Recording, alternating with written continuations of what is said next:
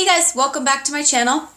So today I'm going to be doing a DIY video to show you how I gave that little dresser behind me a facelift. So I'm going to insert some pictures here from before and in between. It started out as just a plain wood dresser, really mid-century modern, but it was free on Craigslist, and at the time I just needed something to go by my door because it holds like mail that comes in and keys and dog sweaters, things like that. So it was free and I picked it up, and it originally was just a plain wood and it was very mid-century modern. It came with wood pulls all the way across the drawers. So the first facelift I gave it was just removing those and painting it. And then I lived with that for about 4 years. Recently I put new knobs in the kitchen and I fell in love with those bin pulls. So I got the idea to go ahead and put them on the living room, and while I was doing that I gave the drawers a little bit of a facelift as well. So that is how it's going to look at the end. I am going to take you guys step by step through the process I used to do it, and it's really very easy. You don't need a lot of tools, and it's something that anybody can do if they wanted to just change up a piece. So let's get started. So your first step is going to be to go shopping for any materials you might need. So for me, all I needed was wood pieces, and I went to Lowe's for those. And I needed some drawer pulls, and I got those from Lawless Hardware. And I'll insert some pics right now, and I will show you guys the location of the wood at my Lowe's. I don't know if they're the same in every store, but it'll give you an idea of where to look and the pricing. It was really affordable. And then the hardware came from Lawless Hardware. And I just liked this style of bin pull, but there's so many styles on there to look through. So just pick out the one that works best for you. Okay guys, so I'm back home and I've got a couple of the drawers started. I'm just going to give you a rundown of all the products I have that I'm using. That way if you want to compile a list and get everything ready ahead of time. So I've got the pieces of wood, which you saw me pick up in the store. And these are poplar. They're a 1/4 inch by 2 inch by 4 foot. And the measurements of my dresser, I ended up having to get 2 for each drawer, so 12 total because I've got 6 drawers. And I'm going to cut mine on a miter saw, a power miter saw. If you're not comfortable with that, I'll show you another option. So we've got the boards that we need. I am going to attach the boards with this little power nailer, and this is one that doesn't require an air compressor, so it's not super strong, but just to go through like craft wood, it's strong enough. And this is something I just picked up for $5 at a yard sale, so you can find these cheaply.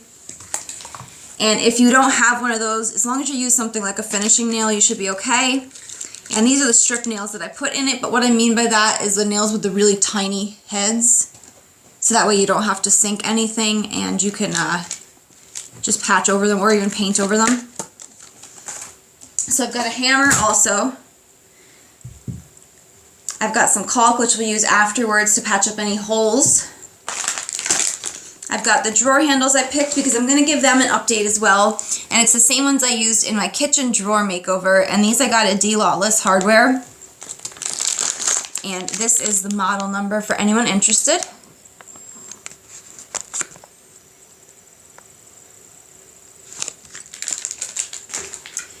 I've got the drawer hardware kit, which I'll walk you guys through using. A tape measure, a pencil.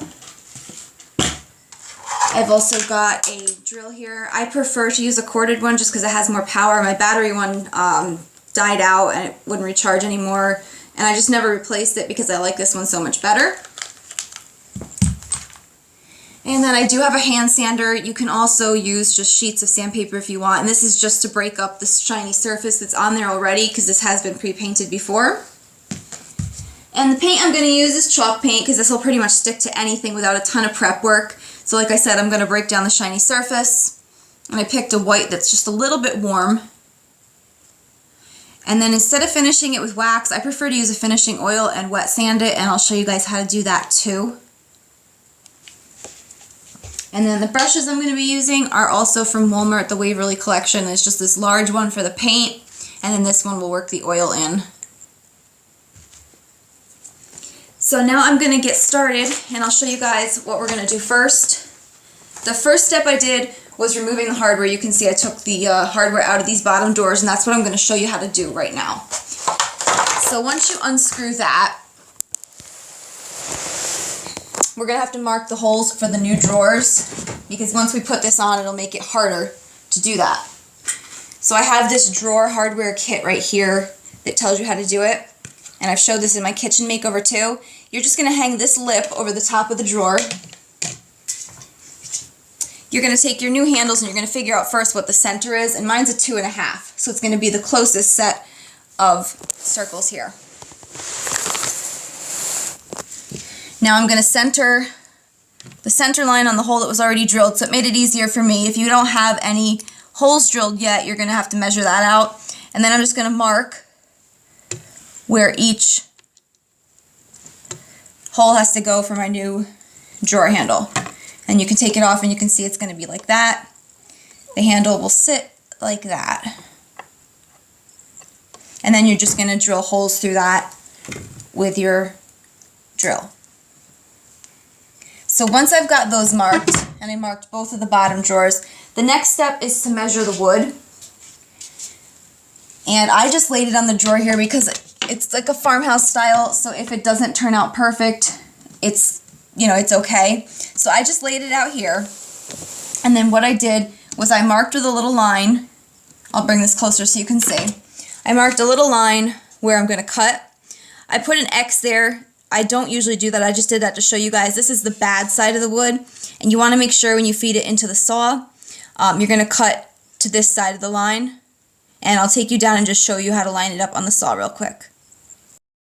Okay, so we're down here, and this is just the saw I'm using, nothing super fancy, but like I said, you're going to line it up in here. So I'm just going to show you how to do this. I'm not actually going to cut it on camera because I want to be safe when I'm using my power tools, but you can see when you bring the blade down to line it up, you can see how it's going to fall. You're going to line it up to be just on the bad side of that little line, because the saw blade is going to eat some of the wood, and if you go directly on the line, you're going to end up short on your cut. So it might take a few tries of lining things up. Okay, that's just about right. So you can see how it's just a little bit off to the side, so I'll get the length I needed and the saw blade won't eat any of that wood that I needed. So I'm just going to turn this off now. I'm going to make my 4 cuts, and then I'll show you guys how we attach them. Okay, so I'm back upstairs. I have all my 4 pieces cut for these last 2 drawers. Now I'll give you some other options. If you don't have a saw, a power saw, or you don't want to use one, you can also do it with a miter box and just a handsaw. I don't know how much these cost retail because I pick everything up at like auctions or yard sales. But these, how they work, you're just going to put the wood in here. You're going to hold it secure against the edge, and then that saw just goes in here and it'll help cut a straight line.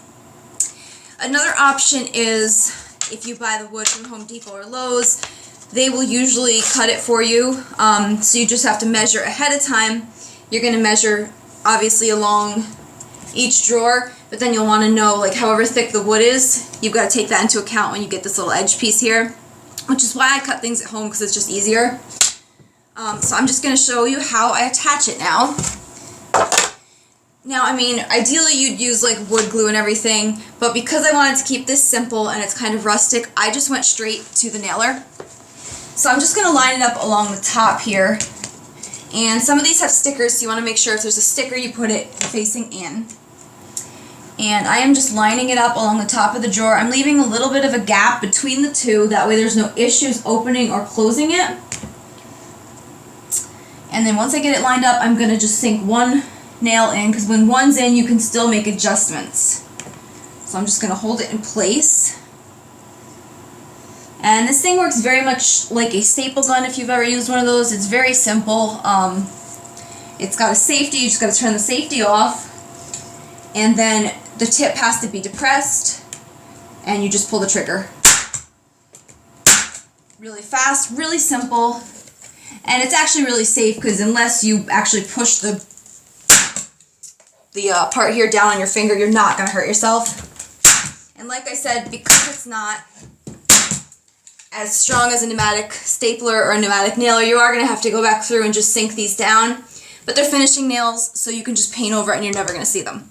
So I'm going to go ahead and finish up the trim pieces on these two doors, and then I'll show you what we do next.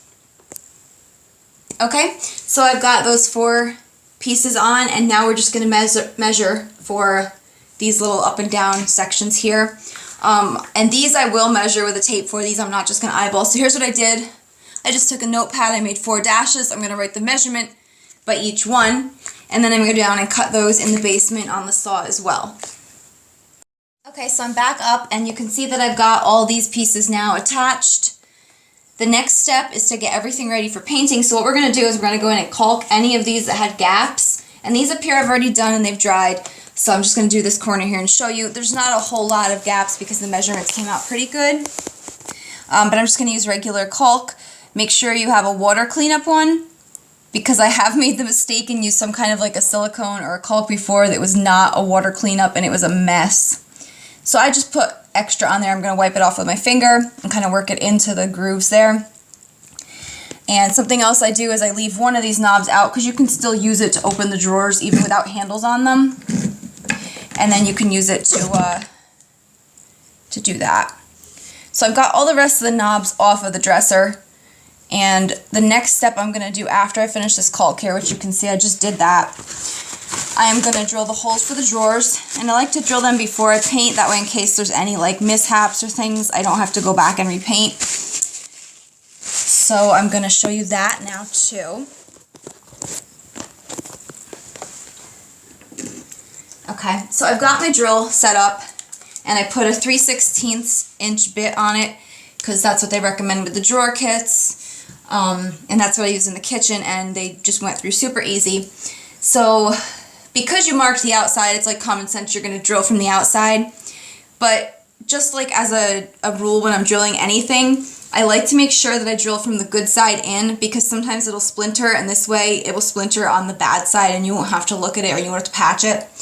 So all we're going to do is just every hole that we marked for our handles, we're going to drill through all of them. And I'm going to go ahead and do that right now.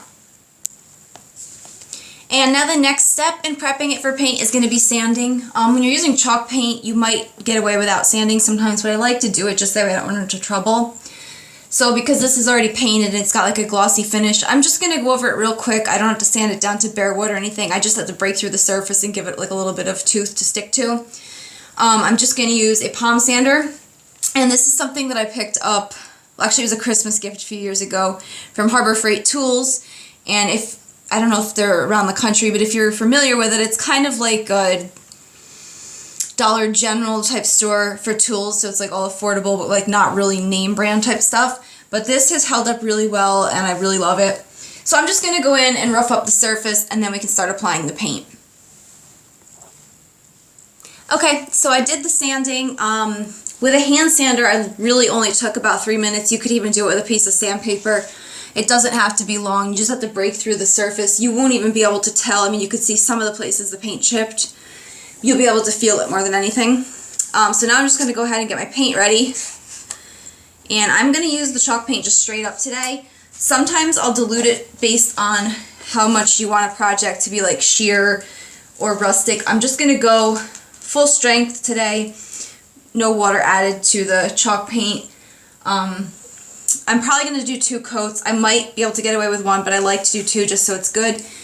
So I'm going to do those. We're going to let it dry overnight, and then I'm going to come back and I'm going to show you how I wet sand with finishing oil, which is what I choose. You can use wax, but I prefer the oil. So let me get painting, and I'm going to show you guys how to finish the piece off when I come back tomorrow. Hey guys, so we're back and the paint is dried. So what we're going to do now is a wet sanding with some oil to give it kind of like a satin finish. And I'm just using the Folk Art kind. I picked this up at Walmart. But I know you can also use linseed oil or hemp oil. You could also use wax, but I prefer to use this. So I just pour it into a little bowl to work with it. And I start out with a little bit because you can always go back for more. And this is the oil brush, or the wax brush from the Waverly line. So I'm just going to brush a thin coat on. You don't want to saturate it, but you also want to make sure that it's fully covered. So I'm going to get to that, and then I'll show you how we distress it and seal it up. And I thought it was also worth mentioning that you don't have to apply this in smooth strokes like you do with the paint. You're kind of just working it into the surface a little bit. So like I dipped my brush once, that'll work for at least this drawer and the one below it a little bit. So you're just working it in. You'll see that it sucks in some places, other places it doesn't, but that's okay because you're going to wipe it all off in the end. So just work it in with the brush, or you can use a rag if you want to. I just feel like this does a better job. Okay, so I have the oil fully applied, and my next step is going to be sanding. I've got two different grits here. I've got a 220 grit and a 100 grit. The higher the number, the smoother the paper is going to feel. So this one I'm going to do first, the smooth grit, and I'm just going to go over the entire thing. And this will take out any of like the brush strokes or imperfections that show, and it's just going to make it look really smooth. Then we go back in after with the 100, and we can distress it and add like wear to the edges and things. So you don't have to do a ton of pressure or anything with this either. You're just going to go over it nice and easy. You may have to have a few sheets because you put oil on, it's going to get gunked up. But